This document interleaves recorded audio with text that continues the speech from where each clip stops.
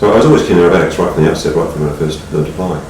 And so for the first early days in Tiger Moth, I was into doing aerobatics, but only simple aerobatics like loops, rolls, tall turns, because there's an awful lot of aerobatics that Tiger Moth doesn't do very well. The ailerons are very ineffective, and it's a very poor airplane in the rolling plane, and it doesn't have a lot of performance. It doesn't climb very quickly either. And so I was doing just basic aerobatics, and meantime I talked to some of the old guys who would do different things. They would to tell you about stuff they did after the war. And in fact, I'd seen a few in the early 60s watching air shows, some of the ex-wartime guys flying Tigers and doing things like falling leaps and spins at low level and stuff like that. That intrigued me, but there's also the fact that no one seemed to be doing it more recently. And someone asked me to do an air show paraparade many years ago with the first Tiger Moth I had. I thought, well, gee, how would I do that? What can you do with Tiger Moth? That's interesting. Not much. I mean, you can do a loop and a barrel roll and a stall turn and maybe a spin, but it's sort of hard to make it interesting. So I just thought about ways to make it interesting, and what it does well is pitch and yaw.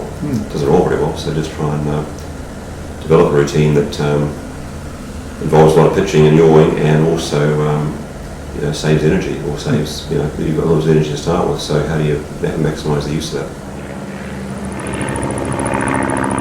The falling leaf is obviously the classic part of the routine. And you do seem to get close to the ground at times. I mean, is that manoeuvre as difficult to achieve as it actually looks? Or no, I don't think so. And they say that yes, it's a good air show. Performance is to make the easy look difficult. And so that's a classic manoeuvre for that. It's one thing the Tiger Moth does very, very well.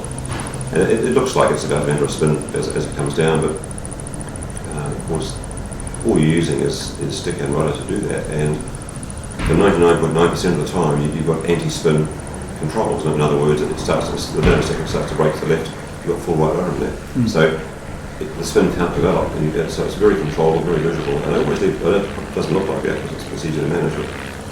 There's always a lot of room at the bottom. I usually stop at least one or two leaps before I really need to, and then it's easy because you've got anti-spin rudder in the whole time. As soon as you release the back pressure on the control column, the airplane starts flying again. And so you just let it drop to a very steep attitude, and the instant you do that, the airplane's flying, and so you just try and judge the pull out to be as low as you want, and I could make it in 50 feet or 300 feet. It's very easy to manage to judge. How much prep do you have to do with the different aircraft before you actually go through your routine? I mean, what's the Tiger like in general? Are they all identical or near identical, or has each one got its own quirks? They're all different to some degree, but as far as doing what I do, it doesn't seem to make that much difference. They all seem to, for what I ask of them, they all do it almost the same. They're only some have 130 horsepower, some have 145. You'd think they make a big difference. It actually doesn't seem to. I haven't worked out why.